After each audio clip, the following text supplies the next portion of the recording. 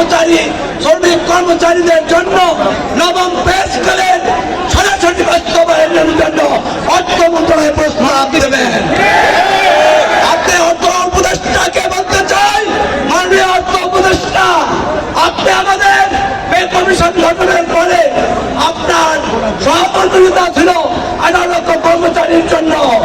আপনি কার কথায় কনভার্ট হয়ে এই 18 লক্ষ গরিব দুঃখী কর্মচারীর কথা ভুলে গিয়ে আপনি কার এজেন্ডা বাস্তবায়ন করতে গিয়ে আমাদের কর্মচারীর পে স্কেল নিয়ে বললেন যে এই সরকার ফ্রেম করে যাবে, আপনি পরবর্তী সরকার বাস্তবায়ন করবে।